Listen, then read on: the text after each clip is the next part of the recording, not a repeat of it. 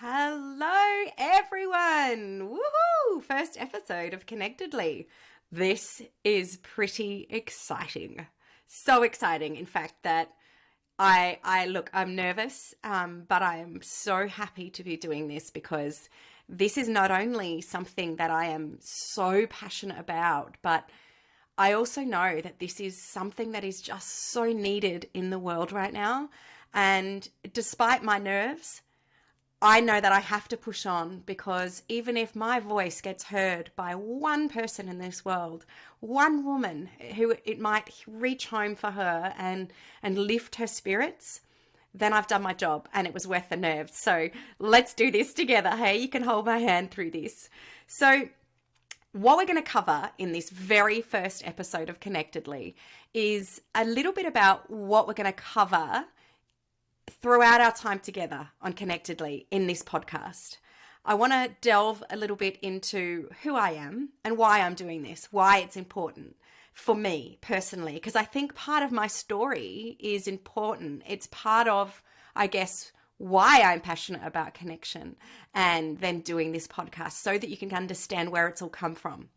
And then I also have a confession. In fact, I think I have two confessions for you, so drum roll for those later on. And then I think we'll look at how we're going to break down each episode really briefly, and then we're going to and wrap up. This is literally episode number 1. So let's do this. Let's get straight into it. I want to talk to you about connection. So connection for me is it's one of the most important concepts. Connection to a lot of people, I think when they hear that word, they probably say, oh yeah, connection to my family, or connection to my friends, or connection to, the community. And that is 100% part of it. But there is so much more to this word. A connection could almost be my middle name. That's how much it means to me. So this all started for me when I live in Torquay in Victoria. So I'm 44 and I'm a mum. And come when COVID hit and I was in lockdown, stuck in the house, and, sure, I was tending to my garden and turning my very, very brown thumb into a slightly less brown thumb across the time of being in lockdown, like many of us did. And boy, did I grow some tomatoes, let me tell you. Couldn't give them away. I had that many. But what I discovered was that I had this pang of just grief, and maybe grief is the wrong word. More, I had this desire to help people in my community. And it was so strong for me that I would cry at night because all I wanted to do was go and hold someone else's hand in the neighborhood. I can feel myself getting emotional even now. I wanted to go and hold someone's hand and say, it's okay. You are not alone. We are in this together. And the problem was I couldn't do that. I couldn't hold someone's hand because COVID. So I was restricted by that, and that made me so sad. And so what I decided to do was start a community organization that was a volunteer-based organization where everybody from our community, the Surf Coast community, would help each other. And we were all volunteers, and in the end we had about 50 hands-on volunteers who would go out and do absolutely anything that was needed from the community. And I mean anyone in the community. So let's say you were a single mum and you were home alone, and you just needed to get medicine for your kid and you couldn't, and you were a bit overwhelmed. Well, our volunteers did that. Or let's say you needed to get a lift to a medical appointment. Maybe you're a bit older and you can't drive, or maybe you're having surgery and you can't drive. Well, we had volunteers that would do that. Maybe you just wanted to have a conversation. So we would have someone that would go over and sit on the curb. You'd open your door and we would just talk. That was what we did. We were locals helping locals, community helping community, average people that just wanted to help. And for me, what it all came down to was connection, because so many of us are lonely. You know, I can tell you some stories shortly about myself, but I know out there in the world, there's so many of us that are really lonely and desperately seeking connection. And it's not just connection to, I need to speak to other people, or I need to be around a party of, you know, amazing, pretty people. It's more than that. We could be standing in the middle of a party of all these people that loved us, the most popular person on the planet, and still not feel connected, still not feel happy. And that is what bugged me. Why are we walking around on this planet so lonely and so disconnected? It got to me. And so fast forward past, COVID and, you know, the community organization, we closed it down because things got hectic. It was just a lot of work. And so I stepped away from that. And then I did a few other community pieces along the way, trying to, again, focus on that theme of connection and rebuilding that for people. And it wasn't until I had my recent holiday with my family, my partner and my daughter, who's nearly 5 now. We went on a 3.5-month holiday. We did India, London, and then ended up at Bali. And it was actually the comparison, I think, between India and Bali that was like, whoa, okay, something is going on here. So it was so drastic that I couldn't help but see these lines connecting to all the things I've done in my life and in the past, and all my experiences, I guess, just in life, that have made me go, hang on a minute, there is a theme here. So let me tell you about that theme. I think you've guessed it. It's the word connection, right? So in India, everyone there is running around. It's hectic. There's noise. There's no sidewalks to walk on. You're watching where you're walking, especially with a 5-year-old in the Indian summer, mind you. So, so for those of you that know India, there was Rishikesh and Vellore, and we did a bunch of other places up top, Dharamshala and Ladakh as well. And anyway, it is hectic. You are switched on 24/7 hectic, you know, looking after your child, make sure there's no poop on you from the floor, just because of a hygiene thing, no disrespect. And you're just switched on. As a mum, maybe more so than I needed to be, but just protective mode. And it wasn't really a relaxing holiday in that sense because I was switched on. But then when I went to Bali and I had the hammock and the sunshine, and there was less hectic, stuff happening. There were slightly better sidewalks and less people coming at you and less crowds and things like that. But there was a lot of Westerners. And the thing that I noticed, it's not actually the Balinese here, so take that away from it. But for me, what I got is a lot of the being around the Westerners in various places in Bali and coming home, especially in Australia. What I noticed was that we don't have the hectic, but we don't have the calm.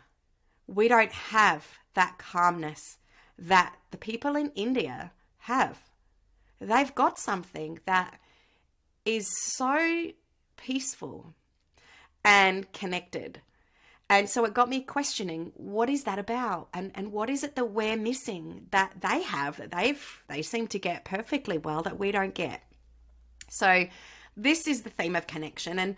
And so I'll share a little bit about my personal story now, because I guess I want you to understand a little bit about my personal journey with connection so that we can tie this together at the end like a neatly packaged gift, hey? We'll pretend it's your birthday. Don't worry, I won't sing to you. So my personal journey beyond, these community things is that I was once married and got divorced, and I had a business that I was running, helping women with their health, and it was a women's health and wellbeing program that I ran. And I got to a point where once I went through my divorce and, I was fine and I was fine and I was fine, everything was great until it wasn't. think you hear me, right? Like we hang on and we grit and we smile and we're like, I got this, I got this, I got this. I ain't got this, right? And it's not until you crumble that you realize you were just hanging on and you were just pretending and you were doing what you've been told to do, which is grip on for dear life and push through. You got this until you ain't got this. And so I crumbled on my kitchen floor. I lived alone in Adelaide at this point. And I crumbled on my floor and I just sobbed and sobbed and sobbed. And the reason that I sobbed was because somewhere along the line, I had lost the ability to connect with anything, with people, with my life, with anything that seemed to give me the same purpose and meaning that it used to. You know, I for such a long time, I was a corporate girl. I was climbing the ladder and that made me happy. Or I'd buy my expensive champagne and that made me happy. Or my expensive shoes and that made me happy. Or I'd date here and there and that made me happy. But eventually I got to a point where none of those things made me happy. And I was like, what is going on? So here we are in this time where I've crumbled and I've realized I'm not fine and I'm not happy. And boy, the dark loneliness that I felt, it was so intense. And it didn't matter how many people I could call on because I just couldn't connect to them or to myself to really share it. I didn't know what was going on, which way was up. And I guess that is the place that I want connectedly to be. When someone is feeling that deep darkness, that inability to find connection, that inability to find that thing that lights them up, that forgetting of what it is, of who you are, of that childlike joy that you once embodied. Where has that gone? As mums, we just push on. As career women, we just push on. We have our laundry in one arm, we have our baby in the other, we have our bills, between our toes, and we're running from A to Z. And when do we stop and go, what drives me? What do I want? What makes me happy? Am I happy? Too many of us forget to ask the question. So connectedly is a place for us to redefine our happiness. It's a place for us to rediscover what lights us up and then to give us a space and a container to do that. It's a space for us to connect with other women who are just like us, who are forgetting to live every day with that childlike joy and bliss that lights us up and makes us spring out of bed. You know, we just convince ourselves that we've got this and we have another coffee just to get us through. And that is not okay. That is not enough. I mean, sure, have coffee, but I have coffee, but don't rely on just that. We should be having something that makes us so lit up from the inside, that drives us from a place of absolute joy and peace and meaning, that we don't have to rely on just coffee, and all the other fillers to get us through and so we can pretend we're happy, I don't even know that many of us out there know that I don't even realize that we're doing this. I didn't realize for such a long time that I was just pushing on, even though I wasn't that happy. And sure, there's lots of books we can go and find to read about happiness, but how do we integrate it? How do we integrate it when we're so busy and we are mums and we are working and we are doing a whole bunch, or maybe we're not mums, but it doesn't matter what you're doing, you're busy. Who's got time to pick up that book? I fall asleep every time I pick up a book. I wish I didn't, but that's the truth at the moment. I'm tired, I'm an underslept mum. So, okay, so you know a little bit about why Connectedly is so important to me and why I know that it's so needed in the world and in the community right now. And I think for me, what I think about is that we need to light up this world. And the way that I see Connectedly helping is that we're bringing everybody together and we're going to light up this world through one woman at a time. Together, we're going to network together. We're going to join on Facebook in a group. We're going to talk. And we're going to talk from a place that is real. No more pretending. When I was in Bali, I saw a lot of butts, okay? I can't believe I'm actually talking about butts in my first episode, but there we are. We're going to talk about butts for a minute. There were that many butts out in the world and on the beaches in Bali. And that's great. I'm so happy for those girls. But what made me realize that a lot of it wasn't real was that they had to Instagram their butts. And they were putting filters on. And they took 100 takes to get a photo of the perfect butt. I don't know. I mean, that's great if you've got a perfect butt and you want to share it with the world. Like, you know, hashtag best butts. But I don't think that all of us women aspire to have our butts perfectly on Instagram. I don't want my daughter doing that. I don't want my daughter putting her butt out on Instagram. I want more for her than that. I want her to be so lit up that when she wakes up in the morning, she knows who she is. She knows her innate worthiness. She is confident. She doesn't need to put other women down because she's so confident and happy within herself. She knows exactly who she is. She values herself, and she is able to work with her friends and the women that are around her to light each other up and support each other. That is what I want for her. So now I feel bad for dissing the girls with their butts out. Love to the Bali butts, okay? Big love. Okay, confession time. I've probably delayed enough. My name is Nicole Sharanam. Probably should have said that at the beginning. Haven't really done a good introduction of myself, but bear with me. Nicole Sharanam is not my birth name. My birth name is Nicole Dickmann. Can I say that on air? I just did. Nicole Dickmann. Now, you might think, gee, that's awkward. She's changed her name because it says penis and man in the first episode. Oh, no. Stop it, Nicole. Dig yourself out of the hole. It's not why I changed my name, and I haven't actually done it legally. It's like a stage name for me at the present time, and I'll tell you why. Sharanam is a name that I was given from a spiritual teacher, and the meaning of the name is refuge. So often in certain circles of spirituality, you can be given a name that will help you to look beyond your birth name. So often we get so used to being a mum or, a worker or just the Nicole that's done all the things that I've done in the Nicole body that we forget to consider that our potential is so much more. We get so attached to just the things that Nicole has done. So a spiritual name can allow you to really question who you are beyond just that. And there's so much more to it, but essentially Sharanam means refuge. And that is shelter. It's a safe place.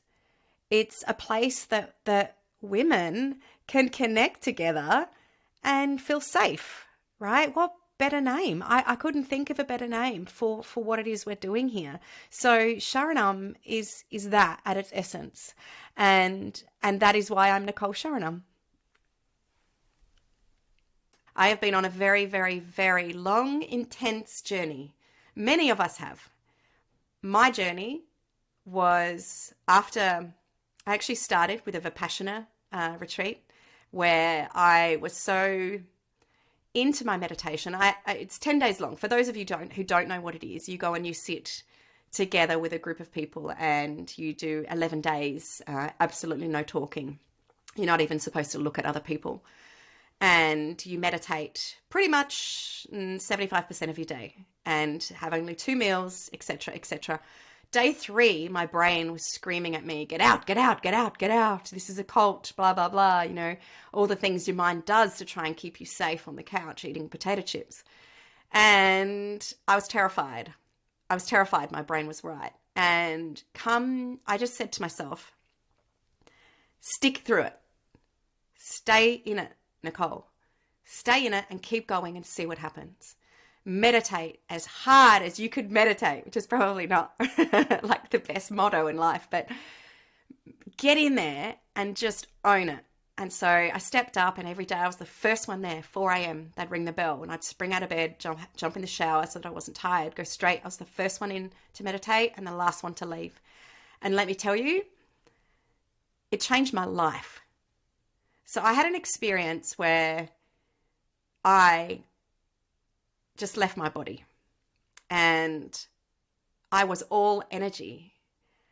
And I don't know how to explain it. You could probably come up with many, many, many different ways to justify or explain or, bring down my experience. But I'm just going to share it with you without doing that.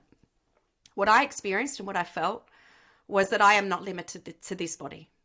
What I experienced was we have so much power within us that we just, if we only knew how much power we had, we would stop holding ourselves back every second of every day, questioning ourselves. If only we could tap into that, the world would be so much better. The joy, the love, the kindness that we would share with each other, if only we could all experience that and live in that 24/7. Now, needless to say, that didn't happen for me. I walked away once I'd got my body back, and the 10 days, 11 days was insanely life-changing and the most amazing thing. But I went straight back. I was actually the happiest I'd ever been in my entire life, and I went straight back home to live in my apartment. I was in Melbourne at that time, and I went back to Chapel Street, and I was in an apartment building. I remember sitting on my balcony thinking, I am the happiest I've ever been. I was so zen, I was a zen master.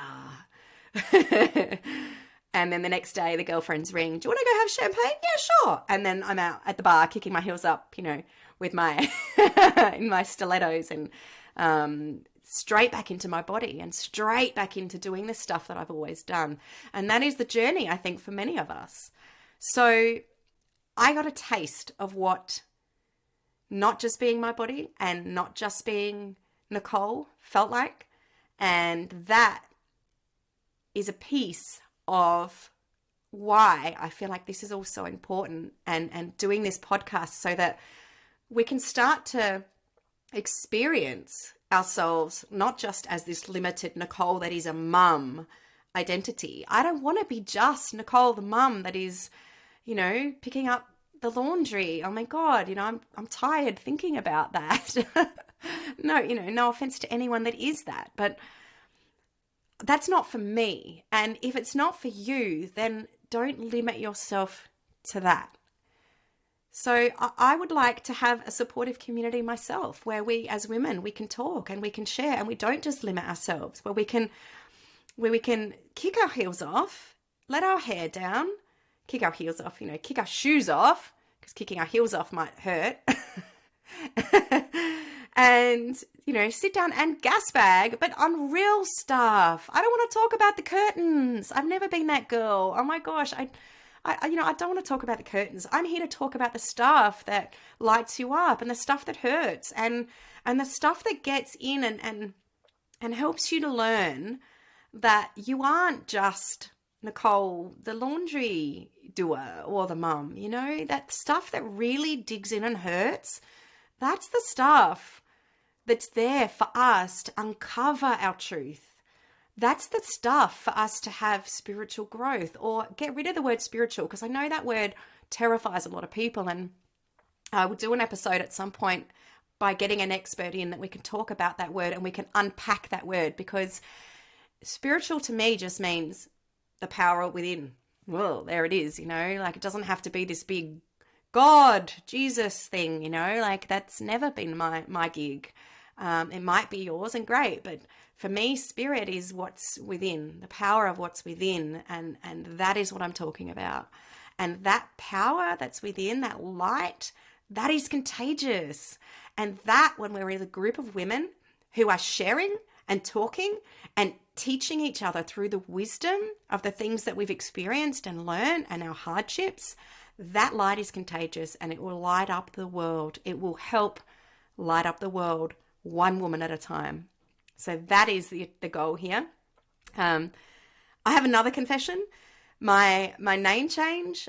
Some of you, if you decide to do the old, Google Nicole moment, I don't know why I've just got myself in trouble by mentioning that.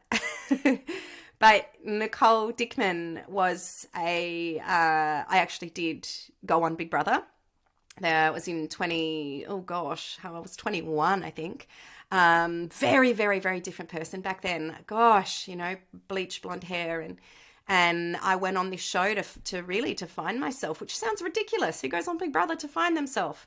Alas, I did. That was me. No word of a lie. I didn't go on it because I wanted to be famous. I mean, sure, great fun if it did, but my main goal was to make friends, connect. Oh my gosh, there's that word again. And to experience, and to experience myself and to find out. I was at a crossroad and I just wanted to see what was next for me. What else can I do?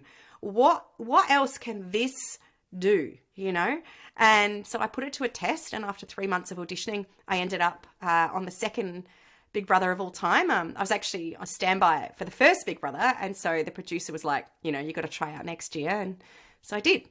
Same thing, and then I was an intruder, and we had our own house, and yada, yada, yada, as they say. The rest is history. So yeah, Nicole Dickmann was associated with that part of my life, but let's be honest, we've all done things in our lives, and that's just one chapter of mine. I learned so much about myself, and again, that word connection. So I'm so glad that all of the things that I've done in my life have brought me back to this moment now where we can share and we can pull back the curtain to all of our stuff that we've been hiding. Like, sure, I was on Big Brother. Whoop-dee, sure, I've had a divorce. Whoop-dee, sure, I broke down on the floor crying. Whoop-dee, the things that really hurt us, I believe, are where we, as I said, it helps us grow, but I think it's where we truly learn our limits. And I want my daughter to learn that there are no limits on her. She has no limits. Keep going. Keep uncovering. And don't just put a Band-Aid on what hurts. Don't just put a Band-Aid on the stuff that happens and push it to the side. Take the Band-Aid off. Let's look at it and go, that's why that hurts. That's why this is causing me pain. And then go deeper. That is called self-inquiry. That is called observing. That is called connecting to yourself and to your innate power. That is called understanding who you really are and why you think the way that you do and why you react the way that you do. So what we're going to uncover in each episode is, I've got like such a fabulous lineup of people that we're going to interview, and it ranges from yogis to authors to people that want to talk about sleep and its connection to our health and mental health and everything, to nutrition. The topics are endless. Anything that helps you find happiness and more light, we're going to talk about it. And what I would say right now is, if there is someone that makes you feel better, someone that you think we should have on this show, someone that you think can uncover some of those secrets for us that are related to connection and happiness and finding our light, then please email me. There's going to be some links in the bottom of this episode. Please email me. I want to hear from you. I want to know, what is it that can help you? Because then we're going to unpack it, because this is the place to do that, right? We're going to unpack that stuff. And not only are we going to unpack it, then we're going to get some tools and put it all together so that we can all walk through life armed with this utility belt of tools, that when something happens and we go, oh, that hurts, or, when life throws those punches, then we pull out that tool and we go, yes, that's right, I've got this, and let's get centered, let's get connected. And suddenly we remember we're not just that person that got hurt, we're also this massive, powerful being inside this body that is so equipped to dealing with so much more than you could ever fathom. So that is what I want us to do. And this is a conversation. So I would love for you to comment, share, talk, write to me, call me. Maybe don't call me. I'm not putting my phone number out. But, hey, message me. I'm open to that. I want to talk and I want to find out what makes us tick. This is a work in progress. We're going to do this together. We're going to grow together. So that's what's going to happen each episode. And I think the other thing I should probably mention is that we have a Facebook group. So I decided Facebook would be a great place to hold a group of women who can come together and share and connect and do all the stuff that I'm talking about, but in a readily easy kind of a way, so that if you can jump on Messenger or, you want to write someone a message to say, hey, what do you think about this? Do it. We're there to talk. We're there to share. We're there to connect. There's that word. We're there to connect. And mostly we're there to light each other up, because what's the tagline? Lighting up this world, one woman at a time. And I'm so excited to do this with you all. I can feel already the energy in this. I can feel the excitement. I can feel the power that it is going to have. And I know, because I'm as I've been talking about launching this podcast, I'm kind of watching and listening and I'm reading the messages that come back to me. And every now and again, I'll have somebody reach out and say, hey, thank you. So I want to do this together, because this is us working together to light up the world. So let's do this. If there's anything you want to talk about a connection, as I said, reach out, subscribe. That's my subscribe dance. Do you like it? Subscribe. Why? Because it's another way that you can stay informed and connected. There's the word. But also you can help get this podcast out to other women who need it. Share it with them. Tell them if they're struggling, or if they're not happy, or if they're in a phase of darkness. Share it with them. Share the group with them. Share. Okay? Connect and share. So thank you. I think I've said everything I'm meant to say. Thank you so much for listening to my first episode and for being here with me. This just means the world. And thank you for putting up with my rough and just get it out there messy approach to the first episode. We're only going to get better, okay? Because I know that you're accepting that this is the first one and that we're going to grow together. So I love you so much, and let's do this together connectedly. Thank you.